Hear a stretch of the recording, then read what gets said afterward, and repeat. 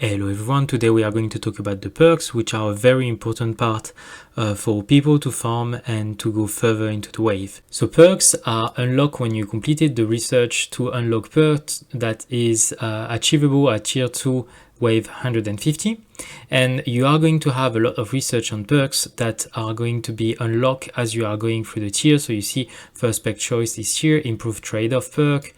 So a lot of things that you also have the auto pick perk that is unlocked at tier 4 wave 50, and the perk option quantity that is very important that is unlocked at wave 80 for the tier 4. You have the ban perk research that is unlocked at tier 5 wave 40. Finally, you get the auto pick ranking that is unlocked wave 10 of the tier 6. So before I'm talking about the research and which one to favor first, I'm going to introduce perk and the different type of perk that there is. Okay, so there is 3 different kind of perks. You have the standard one that are blue like this, and they will boost like a general normal stat. Usually those perks, they can stack. There is some exceptions, such as unlocking a random ultimate weapon. This one you only can take it once. The game speed is the same, but most of them, they are stacking, and then you can get multiple of them. I think it's up to 5, and the bonus is increasing. So if I take damage multiplied by 1.4, that means that all my damage are going to be multiplied by 1.4. If I take a second one, it does take in consideration this one, so I'm not adding again 40%, but I'm adding again some damage. Same for coins, same for everything. Then the second part is the perks that are green, and those one, they are regarding an ultimate weapon. You cannot have a perk green on an ultimate weapon that you are not currently using in your run. So let's say you have unlocked Smart Missile and Death Wave. You're not going to get the rest of the perks. The only way you can get one of those ones is if you get this thing here, and then you unlock through the perks a third ultimate weapon, let's say Golden Tower, then potentially this perk is going to appear. But otherwise, you're going to only have the one from the ultimate weapon that you have. And then finally, you get the purple perk here that are providing you a much stronger bonus, but at the cost of a downside for your tower. The thing is that certain time, the downside is not a problem for you, and then you should definitely take it. But in other instance, the downside is really bad and is clearly not worth the bonus that you get. So when you are launching a run and you have unlocked the perks, you have this bar here, and you will have the perks that will appear here when you have completed a certain amount of waves. So you see, for my first perk to be unlocked, I need to complete at least 195 wave, and then here I will be able to click and I will be able to select a perk. If you have the research of auto-picking perks, then you can have this part here where you can tick this box, and the system is going to pick a perk automatically for you. I'm going to talk a little bit more into details about that when we are going to talk about the research. So these perks are going to multiply the actual bonus that you have here, so they are very important. Okay, so you achieve the first milestone and you can unlock perks. So the first thing that you want to do is to research the unlock perk. When this is completed, you will start getting the perks as I just showed you before. Initially, you are going to get a choice between 2 perks, and this is going to spawn at 200 wave. So from this, there is a lot of randomness because you just have 2 perks among a very long list. So if you are looking for something specific, the chance that you are hitting these specific things that you are looking for is going to be quite small. So you need to have a lot of them that are going a lot of wave before you have potentially the things that you are looking for.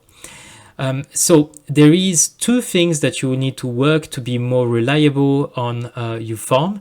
And the first thing is, to me, one of the top priority is the perk option quantity. So this, instead of having 2 perks, it will increase the number of perks that you have to choose between from 2 to 4 at max level. It's +2 max level. So this is really nice. And the second things that I do recommend you get is the first perk choice that is just 1 level and will allow you to pick which first perk that you want. It's here to appear initially. So you can only pick within the normal perks. And what I do strongly recommend is that you pick the perk wave requirement reduction. So what it will do is that now you will need 25% less wave to have the new perk that is arriving, and you have to choose two. So that means that you are going to get your perks much quicker, and if you are doing long runs, it's going to really pay off. The only way this is not great is if you are doing less than 400 wave. If you are doing more than 400 wave potentially, or 500, this is going to be beneficial anyway. So having the perk wave requirement is very important as the first perk that you are unlocking. So it's reducing everything and you get more perks as you are going by. Okay, so then going back to the research, if you start increasing perk option, you are going to reduce the randomness of the perks that you have. The second thing is that you can do to reduce the randomness and potentially avoid having something that you really don't want is to ban perk. This is going to cost you a lot, so be careful because it costs a lot of coins, but initially it's quite good to ban 1 or 2 perks that are really detrimental to your tower. So I can't remember which one I banned, but I did ban the damage multiplicator. This is really bad for me. I am using health regen, so having less health regen, this is really bad for me. And then the one that are multiplying the damage for the range, it's also something that is very important, and this is because I'm using a Devo build, so I really need to ban that one. There is a lot that are actually worth mentioning that potentially you want to ban. If you are playing EHP, this one, which is reducing your tower max health by 60%, that's potentially something you want to ban if you are playing a standard EHP build. You have also the where is it? This one, the cash per wave, but you have no cash on killing a monster. This is really bad for most of the tower. If it's not advanced enough, then potentially you can't buy anything, and this is running you a run. The second things that you want to work with your perks is the fact that if you are doing long runs, you don't have to pick the perks by yourself, and you have an automated way of the system to pick and recognize the perks that have value for you. So to do that, you will need to unlock the auto pick perk. So the system will automatically pick a perk, and what it will do is that if you have not the auto pick ranking, it's just going to pick the first one. So you're gonna get a random one, but it's going to be picked. You don't have to do it manually. So that's the first step. The second step is to have the auto pick ranking, and what this will allow you to do is if you go here, you'll be able to rank the perks that you want to have first. So you see here, my number one priority is to get perk wave requirement reduction, so I get my perks quicker. Then I want to have the massive coin bonus, even if it's reducing my my health. Then the golden tower, the speed of the game, the black hole duration, so it boosts my bonus, my combo, the all coin bonuses, more death wave, so more combo. And then here, because I'm playing EHP build based on health regen, so I want defense percentage. Defense percentage is way better than health because you are going to reach a very high defense percentage. Like I can easily reach more than 96%, and you can go up to 98%, which means that the monster, they will only deal 2% of their base damage, which is very important to reduce if you want to go far. Health regen is important for me, and max health, so I don't die when there is a vampire and it's going to cut my health regen. This is usually a very good one, the enemy damage reduction, because most of the early tier, they require you to play EHP. So nerfing your damage and nerfing the enemy damage is usually a good trade-off, because you don't mind your damage as much as the enemy mind the damage. So it's important to have this one. So you see here, it's level 11. So I have 11 that I can choose. So when you are unlocking level 1, you just can pick 1, level 2, 2, etc. So the more you are going to increase this research, and the more you are going to be able to put the number of perks that are important for you, and they will choose the one that you want first. So let's say I have increase max game speed, I have damage, I have the swamp, and I have interest, is going to automatically take this one. And if I have this one and two others at the bottom, is going to take golden tower. So this is really good when you have the auto picking. And then finally, the last part of the research are going to improve the effectiveness of your perks. So the one that is really good is the standard perk bonus. Again, be careful because it costs a lot when you are increasing it, but this is going to increase by a certain percentage the effectiveness of the perk, and this is additive. So that means that for research such as, for perks such as damage, health bonus, defense percentage, this is extremely strong. So this is something that you want to work on a little bit early, so you are getting more coins, you are getting more health, more damage, more everything. So this is good. And then the second thing is to improve the trade-off of the purple perks. That means that you are going to keep the same downside, but the plus side is going to be even better, such as 50% of damage of the enemy and 50% of damage of my tower. That will become 55% less damage for the enemy and 50% less damage for my tower.